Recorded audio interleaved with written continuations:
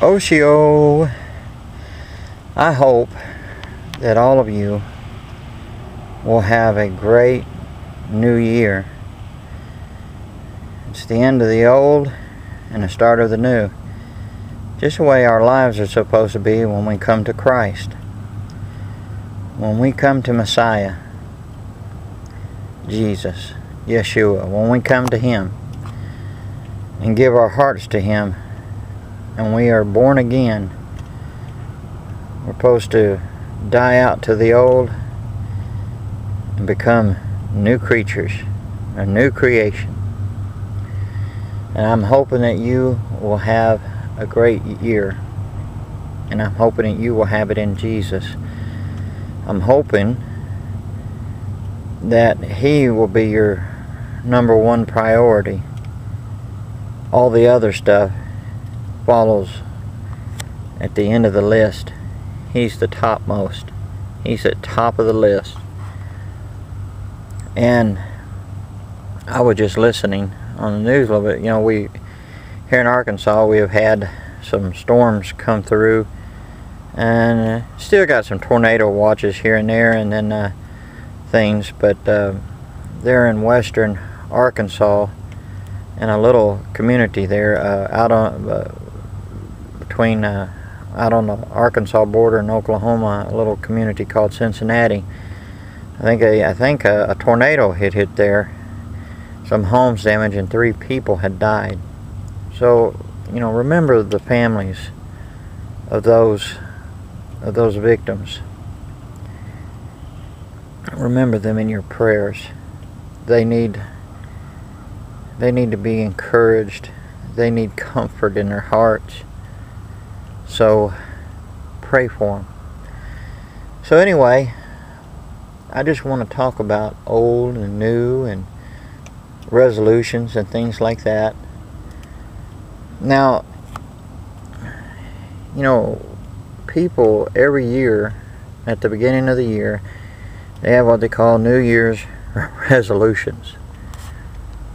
Now should I say a majority of all those resolutions,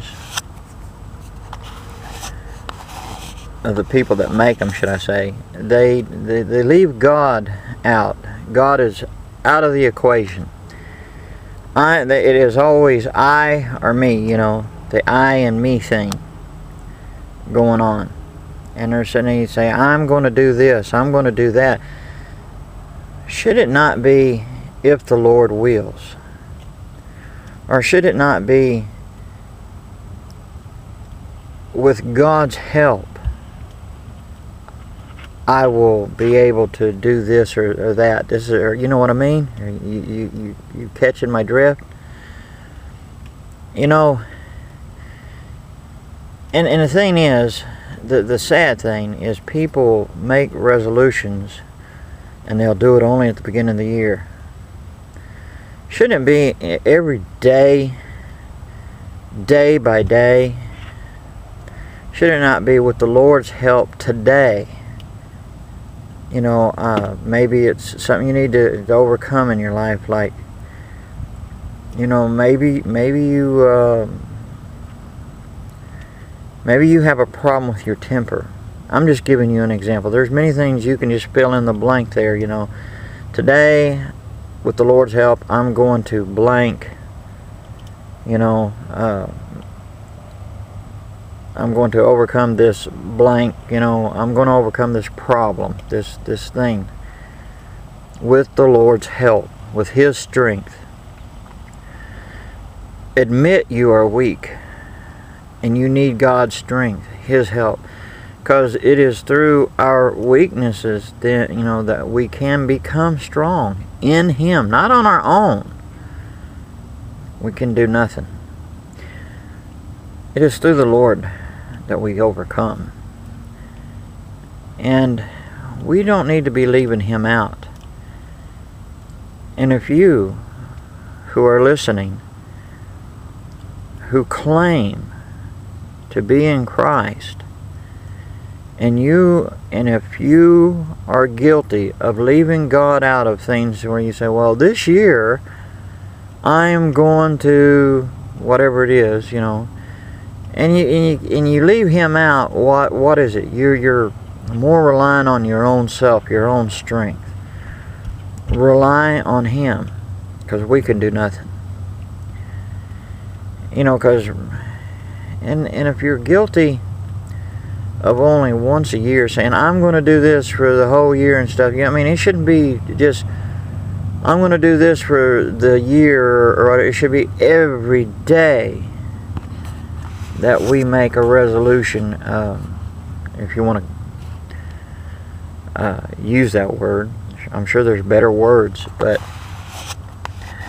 I just wanted to, you know, share a few thoughts with you. And one more thing, for the, you know, and again, for every day, not just for the whole year, or for the year, or you know, whatever, but every day, try, with the Lord's help, don't get into arguments, you know, on YouTube or anywhere.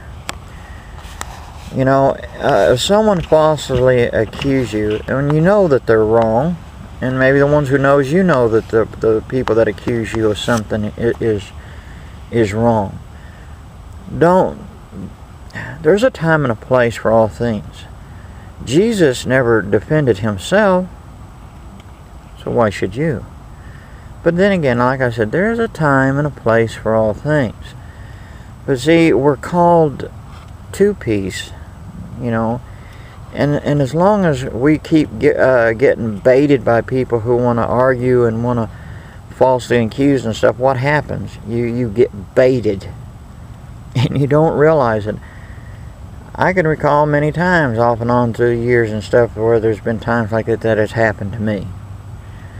And I finally, you know, have concluded to the point that, you know, you're better off not following through a fault, that is, to fall into that trap. And you do that by being someone of peace, and with the understanding God sees everything. He knows the truth. And if there's a brother or someone who claims to be a brother and sister in Christ who listens to lies against you, or a brother or sister in Christ, and they listen to lies and believe it, see, they're the ones who's got to answer. And that's a terrible thing. We should never allow ourselves to get in that position to believe lies, let alone to someone accuses us falsely on things. We should never, you know, there's a lot of people out there on YouTube and around next door, wherever, you know, who will bait you and you don't even know it. And the next thing you know, you're done sucked into it, and then you're falling downhill, and you're caught into a snare you can't get out of. And you got hate and bitterness in your heart and everything else, and then, hey, you know where that goes, right? Listen to Jesus. Listen to what he says. Read and follow his examples. Remember what the apostles taught. And remember in James also, where he talked about, you know, we shouldn't be saying, well, we're going to go to such and such place and going to trade, make money, blah, blah, blah, and all this, you know. No, it should be, if the Lord wills, you know, we will be able, you know, to do such and such, you know. Because, see, a lot of times we get trapped ourselves in many forms of evil, and we don't realize it. So we need to really consider what we do, and we need to look into the Word and be hearers, and, you know, or readers or hearers and doers, not someone who just reads or just hears but does not do. It's something we should all be practicing and taking heed to. So anyway, I just wanted to give you some thoughts to think about.